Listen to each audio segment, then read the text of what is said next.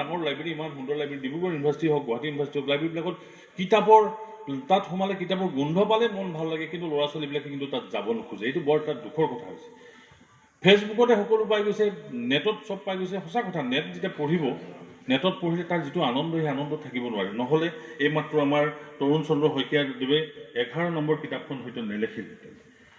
পঢ়ুৱৈৰ সংখ্যা আছে, ডেফিনেটলি পঢ়ুৱৈৰ সংখ্যা আছে, পঢ়া মানুহ আছে, কিন্তু আমি যিটো সংখ্যা বিচাৰিছোঁ, আমাৰ যিটো সংখ্যা মানুহে পঢ়াটো বিচাৰিছোঁ, এই সংখ্যা কিন্তু কম।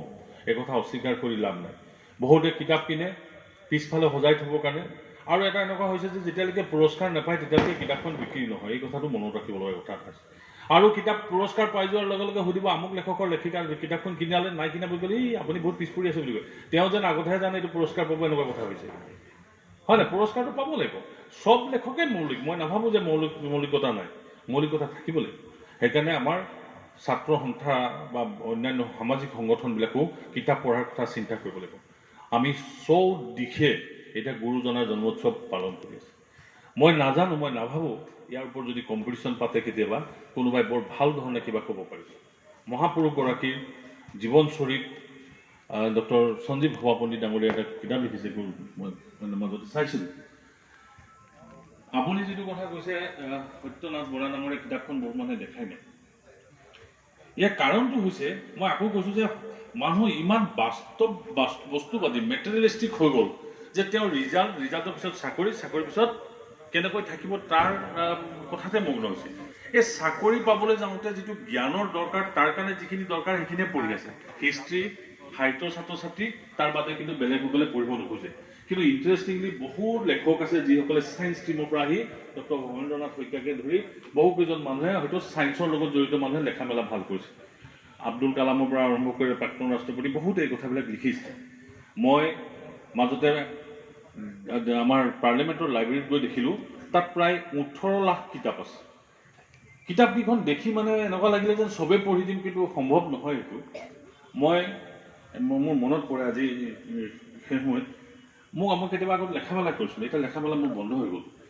হোমেন বৰগোহাঁই ছাৰৰ ওচৰলৈ গৈছিলোঁ। মই মানুহজনক অত্যন্ত ভাল পাওঁ, আৰু তেওঁৰ নিচিনা শ্ৰেষ্ঠ অসমীয়া চাগে নাই, কোনোবাই স্বীকৃতি দিয়ে নে নিদিয়ে মই নাজানো। মনৰ কথা কেতিয়া কৈছে, তুমি কেলৈ নেলেখা? মোৰ ছাৰ, মই কিতাপটো নপঢ়োঁ। কিতাপ লিখিব লাগে, কিতাপ লিখিবলৈ পঢ়িব লাগে, প্ৰবন্ধ লিখিবলৈ পঢ়িব লাগে নেকি? মই বোলো ছাৰ, এইটোতো পঢ়িব লাগে। সেইটো তুমি লিখাবিলাক সমালোচনা কৰাৰ দায়িত্বটো আমাৰ, লেখা কামটো তোমাৰ। মোৰ সেই কথাটো এতিয়াও মনত আছে। আমাৰ লেখকসকলে লেখা, আমি যিটো মনৰ ভাৱ প্ৰকাশ কৰাটো মানুহৰ মাজত দিওঁ, বহুতে হয়তো ভাবি থাকে লিখা কামত নহয়। তাৰ কাৰণেও কেতিয়াবা জ্ঞানৰ দৰকাৰ আছে। মই এই কথাটো বেছি দীঘলীয়াকৈ নকওঁ, ময়ো খোজৰ সৈতে জড়িত। মই দুখিত যে মই এইবাৰ খবৰ ল'ব পৰা নাই। আপোনালোকক অনুৰোধ কৰিম, মই অনুবাদ সাহিত্যৰ ওপৰত আগতো কৈছোঁ, এতিয়াও কওঁ, অনুবাদ সাহিত্যও ক'ৰবাত গুৰুত্ব দিব লাগিব। কিন্তু যাকে গুৰুত্ব নিদিওঁ লাগিলে, পঢ়ুৱৈতকৈ লেখকৰ সংখ্যা বাঢ়িছে, যিটো আপুনি কৈছে। মই সৰ্বচাৰী মহন্ত ডাঙৰীয়াৰো ভাষণ শুনিছোঁ। মই নাভাবোঁ যে মানে ইয়াৰ কিবা অসুবিধা হ'ব পাৰে। ইয়াৰ কাৰণে কলেজে শিক্ষকসকলক, মই ভাইচ চেঞ্চেলৰ যিহেতু ইয়াত উপস্থিত আছে, মই অনুৰোধ জনাওঁ তেখেতসকলকো অকল কলেজবিলাকত কিতাপ পঢ়াৰ আনন্দ ল'বৰ কাৰণে শিক্ষকসকলক অকণমান কেতিয়াবা ক'ব লাগে। এটা ইনষ্ট্ৰাকশ্যনো থাকিব লাগে যে কিতাপ পঢ়াৰ আনন্দ, কিতাপখনৰ কথা যদি প্ৰসংগক্ৰমে ক'ৰবাত ভাষণ তেওঁ যদি ক্লাছত এইটো কিতাপ পঢ়িছে নে নাই বুলি যদি সোধে, তেতিয়াহ'লে হয়তো মনলৈ যাব। অকল পুৰস্কাৰপ্ৰাপ্ত কিতাপবিলাকৰ কথা ভাবি থাকিলে নহ'ব। আমি এতিয়া ভূঞা ছাৰ ইয়াত আছে, বহুত জ্যেষ্ঠ, আমাৰ মিশ্ৰ ছাৰ আহিছে, ৰিটায়াৰ কৰিছে, কটকী ছাৰ ৰিটায়াৰ কৰিছে। এখেতসকলেও সেই সময়ত পঢ়িছিলে, সেইকাৰণে আজি ইয়াত আসন পাবৰ কাৰণে সক্ষম হৈছে। মই নতুন চাম শিক্ষক শিক্ষয়িত্ৰীসকলক দেখিছোঁ, বেয়া পাব নালাগে, যিসকলে চাকৰি কৰিবৰ কাৰণে আহিছে। তেওঁলোকে চাকৰিহে UGC নৰ্মছ লৈ চাকৰি কৰিবৰ কাৰণে আহিছে, আৰু থেচিছটো লিখি পেলাই তেওঁলোকে জমা দি তেওঁলোকে থৈ দিছে। প্ৰকাশ কৰিব লাগে বুলি মই কোৱা নাই, কিন্তু পঢ়িবলৈতো ক'ব পাৰে। আজিকালি বিষয়বিলাক ইমান ডাঙৰ, একদম ডাঙৰ বিষয়, আৰু যেতিয়া আনি এখন গাঁৱত লগাই দিব থেচিছৰ বিষয়বিলাক, অকল ডক্টৰেট ডিগ্ৰী পাবৰ কাৰণেহে থেচিছটো হৈছে, এনেকুৱা দাবী কৰিছে। বিদ্যায়তনিক আন্দোলন এটা অসমৰ মানুহৰ মাজত দৰকাৰ আছে। আমি চাকৰি পাম মাত্ৰ 5 লাখ মানুহ। অসমত 5 লাখ মানুহ সৰ্বোচ্চ চাকৰি পাব যদি চৰকাৰে 1 লাখ দিয়ে।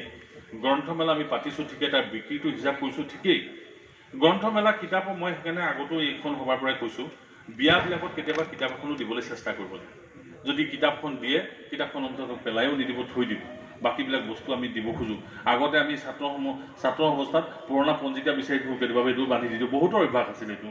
পুৰণা পঞ্জিকাবিলাক দিয়ে এতিয়া কিন্তু পঞ্জিকা সংৰক্ষণ কৰিব লৈছে মানুহে গতিকে আপোনালোকক মই অনুৰোধ জনাম নতুন প্ৰজন্মই যদি পঢ়াৰ অভ্যাস নকৰে তেতিয়াহ'লে ভাল সমাজ এখন নাপাব এটা ফাংচন পাতিলে এটা যেতিয়া ফাংচন পাতে ফাংচনটোৰ বাহিৰৰ ৰাস্তাত আপুনি মদ খোৱা ল'ৰাৰ সংখ্যা আপুনি ভাবিব নোৱাৰে নতুন প্ৰজন্মই ক'ৰবাত কোনোবাই স্বীকাৰ কৰে নে নকৰে ক'ৰবাত কিন্তু পথভ্ৰষ্ট হৈছে এই কথাটো মনত ৰাখে এইবাৰ পূজাত সৰ্বোচ্চ 27 কোটি টকালৈকে মদৰ বিক্ৰী হৈছে এই কথা মনত ৰাখিব আমি কিন্তু এটা গ্ৰন্থমেলাৰ পিছত 1 কোটি টকা যদি কিতাপ বিক্ৰী হৈছে আমি তাকে তালফাল লগাই দিছোঁ তাৰমানে কিমান অপক্ষয় হৈছে সমাজখন এই কথা ইয়াতকৈ ডাঙৰ কথা হৈছে পেপাৰৰ বিক্ৰী লাহে লাহে কমি গ'ল পেপাৰৰ বিক্ৰী ইমান কমিছে অসমত যিমান পেপাৰ আছে মই সেইদিনাখন খবৰ লৈছোঁ 2 লাখ ক্ৰছ নকৰে আটাইকেইটা পেপাৰ 2 লাখ ক্ৰছ নকৰে তেওঁলোকে এতিয়া চৰকাৰী এডভাৰটাইজমেণ্টৰ ওপৰত ক'ৰবাত ডিপেণ্ড কৰিব লগা হৈছে বুলি মই শুনিছোঁ পেপাৰখন যদি নপঢ়ে প্ৰথম পৃষ্ঠাটো নপঢ়ক দ্বিতীয় পৃষ্ঠা সম্পাদকীয়টো নপঢ়িব লাগে তাৰ পিছৰ পৃষ্ঠাকেইটাটো পঢ়িব পাৰে মোক বহুতে কৈছে এই কিতাপকেইখন পেপাৰকেইখন পঢ়িলে আমাৰ নম্বৰ আহিব নেকি নম্বৰ পাম নেকি মই বোলো কথাটো ঠিকেইতো এই কথাটোৱে কিন্তু মানুহক অকণমান নামনি কৰে মানুহৰ চিন্তা চৰ্চা মগজুৰ প্ৰসাৰ আৰু মানুহৰ আত্মসন্তুষ্টিয়ে নহয় সমাজখনক এটা ভাল ব্যৱস্থা কৰিবৰ কাৰণে কিতাপ পঢ়াটো দৰকাৰ মই আশা কৰিম যে আপোনালোকে যিসকল উপস্থিত আছে তেওঁলোকো আৰু ইয়াৰ পিছত যিসকল আহিব তেওঁলোককো কিতাপ পঢ়াৰ এটা আনন্দ দিবৰ কাৰণে এটা ব্যৱস্থা কিন্তু কলেজে স্কুল আৰম্ভ কৰিব লাগে ইনস্পেক্টৰ স্কুলছ আছে কমলজ্যোতি গগৈ ডাঙৰীয়া যথেষ্ট বিদ্যান মানুহ আমি ছাত্ৰ অৱস্থাৰ পৰাই তেখেতক দেখিছোঁ মই তেখেতকো অনুৰোধ কৰিম যিকেইদিন তেওঁ ইয়াত আছে সেইকেইদিন কিন্তু এই কথাটো চাব লাগে এতিয়া জিতেন হাজৰিকা ছাৰে এটা ফটকৈ কথা কৈ দিলে যে আপোনালোকে আমাক এইবিলাকত মাতে নেকি ডিপাৰ্টমেণ্টে কোনোদিন ইউনিভাৰ্চিটিক সোধাই নাই ইউনিভাৰ্চিটিক সুধিব লাগিব এটা নিউ এডুকেশ্যন পলিচি আহিছে তাত বহুতখিনি চেঞ্জেছ আহিব কিন্তু এই কথাটো যদি ডিপাৰ্টমেণ্টক সোধে কি মানুহকেইটা সেৱা SCERT NCERTত কিতাপবিলাক কৰিব দিলে আমি এনেকুৱা লেচন পঢ়িলোঁ যিবিলাক কেতিয়াবা অশান্তি লাগি যায় এইবিলাক অশান্তি যি নহওক মোক সেইদিনাখন এগৰাকী স্কুলৰ শিক্ষকে দেখাইছে কুঁহি পাতবিলাক তেওঁ ডাউনলোড কৰি পেলাই স্কুলত বিলাইছে এখন মডেল স্কুললৈ গৈছিলোঁ সৰু চৰাই শিক্ষয়িত্ৰীগৰাকী মই নামটো পাহৰিলোঁ তেওঁ মোক কৈছে ছাৰ মোক এতিয়া অনলাইনত পঠাই দিছে যে কুঁহি পাত কুমলীয়া গছৰ আগত এইটো পঢ়ি কিমান আনন্দ লাগে এই কথাটো তেওঁ এতিয়া আজিৰ তাৰিখত 2022 আজি 3 দিনৰ আগত মোক কিতাপখন প্ৰিণ্ট কৰি আনি পেলাই তেওঁ দেখাইছে তাৰমানে পেটটো অলপ সলনি হৈছে আমি পঢ়াতকৈ এই কিতাপখন পাবলৈ নাই SCERT NCERT কি ধৰণৰ কথা ভাবে মই নাজানো আমিতো বহুত ভাষণটো দি দিওঁ ঠিকেই কিন্তু এইবিলাকো সংস্কাৰ কৰাৰ দৰকাৰ আছে এগৰাকী উপাচাৰ্য যথেষ্ট দায়িত্বশীল ব্যক্তি যথেষ্ট সন্মানিত ব্যক্তি আপোনাৰ আণ্ডাৰত শতাধিক কলেজ আছে চৰকাৰী বেচৰকাৰী এইবিলাকতো আপুনি এটা গ্ৰন্থ আন্দোলন আৰম্ভ কৰিব বুলি মই আশা কৰিছোঁ আৰু আমাৰ সকলো বিদ্যাৰ্থিনী যিসকল ব্যক্তি আছে তেওঁলোকে এইবিলাক আশা কৰিছোঁ আৰু খোজে বহুত পৰিশ্ৰম কৰি পাতিছে তেওঁলোকৰ চিন্তা হৈছে ষ্টলবিলাক যদি ইয়াত ভৰ্তি নহয় তেতিয়াহ'লে কি হ'ব ষ্টলবিলাক নহয় মই সেইকাৰণে ইনস্পেক্টৰ স্কুল কৈছোঁ যে আপুনি ল'ৰা ছোৱালীবিলাকক মাতক তেওঁ কৈছে যে 11 দিন চলিব যেতিয়া তেওঁ আহিব মই বেছি দীঘলীয়াকৈ নকওঁকৈ কৈ দিলোঁ মই খোজৰ প্ৰত্যেকগৰাকী যুৱকক যুৱতীসকলক যিসকল জড়িত আছে সকলোকে মোৰ শ্ৰদ্ধা জ্ঞাপন কৰিছোঁ আৰু মানসিকভাৱে আপোনালোক তেওঁলোকক ভাঙি নপৰিবৰ কাৰণে কৈছোঁ যথেষ্ট ব্যয়বহুল চৰকাৰী সাহায্য নাথাকে এইবিলাক ষ্টল বনাওঁতে যথেষ্ট পইচা লাগে তথাপিও তেওঁলোকে এই মৰ সাহসটো কৰি ইয়াত পাতিবলৈ সিদ্ধান্ত লোৱাৰ কাৰণে তেখেতলোক ধন্যবাদ জনায় আৰু আপোনালোক আটাইকেইজন বিদ্যান ব্যক্তিক মোৰ ধন্যবাদ জনায় বিশেষকৈ ভূঞা ছাৰৰ আপোনাৰ মিশ্ৰ ছাৰ কটকী ছাৰটো ডেকাই হৈ আছে যদিও ৰিটায়াৰ কৰিলে মই ভাবোঁ ডেকা ল'ৰাৰ নিচিনাই ঘূৰি ফুৰে মিশ্ৰ ছাৰো এতিয়া ৰিটায়াৰ হৈছে ভালেই হ'ব তপন দা আমাতকৈ বেছিহে ডেকা নিচিনা লাগিছে চেহেৰাটো দেখিছে নে নাই তপন দা মোতকৈ জ্যেষ্ঠ ইউনিভাৰ্চিটিত যি নহওক আমাৰ ONCৰ CC कॉर्पोरेट मैनेजर আহিছে মই অনুৰোধ কৰিম যাতে ভৱিষ্যত দিনত आप लोग भी थोड़ा इसको मदद कीजिए इसमें यही आशा करते हैं कि आशा करी मोर बक्तव्य